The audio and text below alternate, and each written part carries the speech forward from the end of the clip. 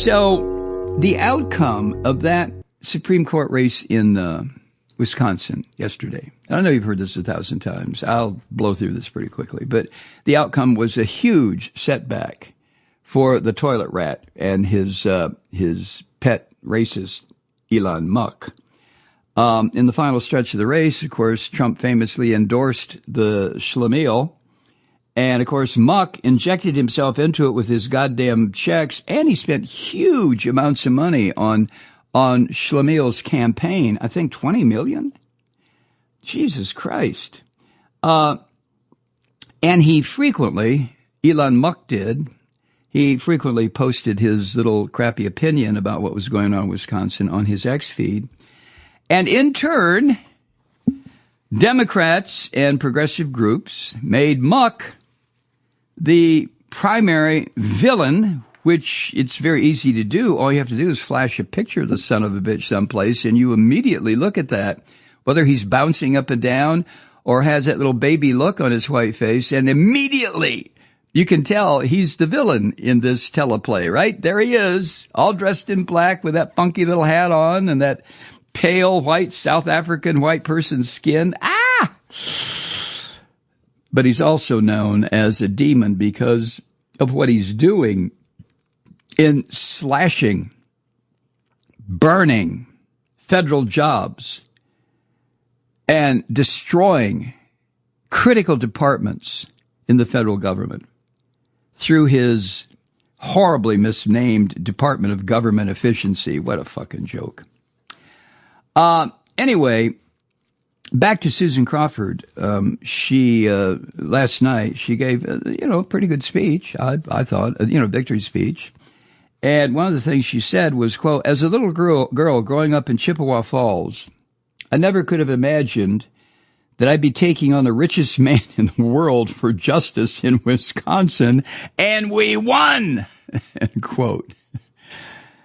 Yeah, it's strange, isn't it? I would say to Justice Crawford, isn't it strange, the different dips and turns and twists and valleys and shit that we go through in our lives, huh? So, there was a brief concession speech by Schimel, and I'm sure Trump will now give him some kind of a federal job someplace, a supervisory position, maybe make him secretary of something, who the fuck knows. But in his little concession speech, Schimel said, quote, I knew I had to put my all in. You got to accept the results. You put your all? What the hell part of your body is your all? Oh, well. I knew I had to put my all in. Very articulate fucker, too, isn't he? Huh? Ah! So anyway, Susan Crawford's victory means that liberals maintain that 4-3 advantage on the court for at least another year, heading into a term when it could decide cases. And this was the important part. There are cases going to appear before the Wisconsin Supreme Court about abortion rights, about unions, about collective bargaining rights, congressional maps within the state of Wisconsin, redistricting, all of this. The kind of stuff that when Republicans control a state, they just commit fucking mass political murder. They choke to death anything that even sounds like it might be socially progressive. Destroy it. Kill it in the crib. Get rid of it. We want Christian fascism, and we will have it. Well, not in Wisconsin. So despite the roughly, I don't know what it was, 20 million or whatever that Musk and a bunch of front groups associated with him, that they dropped into the race, the Democrats overall had a narrow ad spending advantage. What? Up against the richest slobby biped walking the earth, the Democrats were able to put more money into ads. Well, isn't that special? That's according to some group called Ad Impact. I guess they keep track of this kind of shit. These groups that are aligned with Democrats spent millions of dollars blasting Musk as, quote, trying to buy Schimel and the election. Oh, no shit. I mean, it took millions to convince people of that? Oh, well, I mean, the first time I saw the bouncing bastard jumping around on the stage with his cheese hat on, Jesus Christ, this guy, I was able to figure out almost immediately that he was trying to buy the election. And that's not because I'm smart. That's because I have eyes and I can see. But anyway, Miss Crawford herself repeatedly used Musk as a foil at her campaign events. And the Democratic Party of Wisconsin, in fact, they launched a town hall tour in the various counties in Wisconsin, and they called it People versus Musk. Yeah, that's exactly what it was. And then even surrogates like Minnesota Governor Tim Walz, who went down because of Musk's money. No, seriously. Even Governor Walz bashed Musk and this shit-ass operation he heads, the Musk heads, Doge.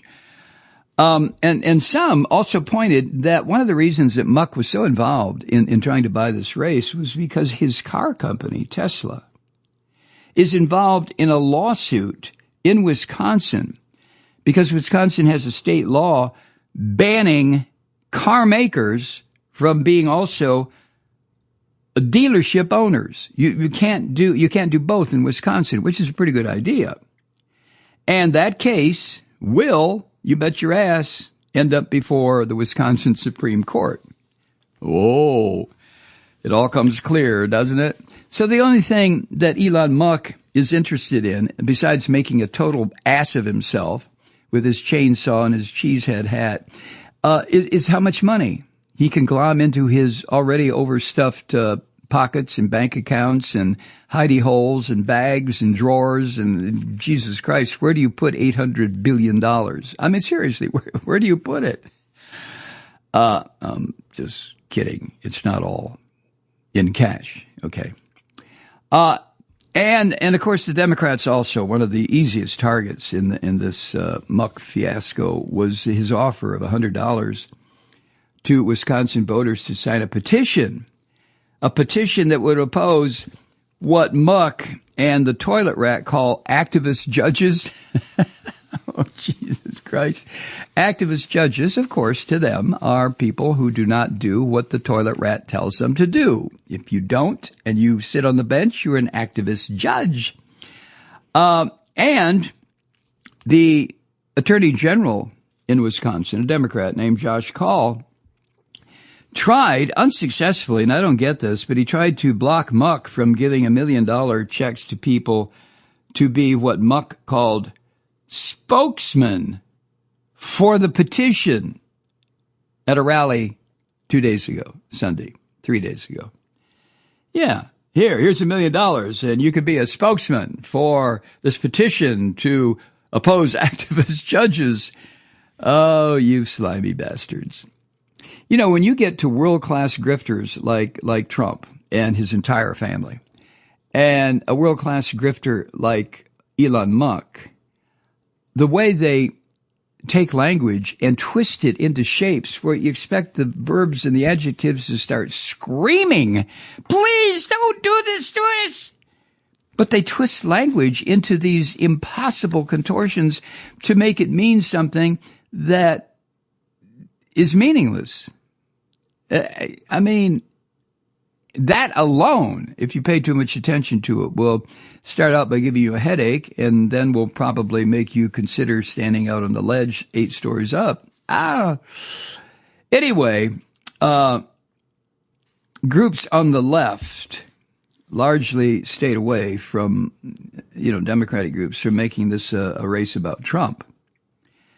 And Trump carried Wisconsin in 2 of the past 3 presidential elections, narrowly, but he still won, which makes me, as is always the case for me, to question how people in such a progressive state as Wisconsin in its history, and a reactionary state too, because it did produce Senator Joe McCarthy, who was one of the most fucked up individuals ever to sit in the Senate until he died of a heart attack because of all the bullshit. I guess his God just said, Joe, you fucked up too much. Zap!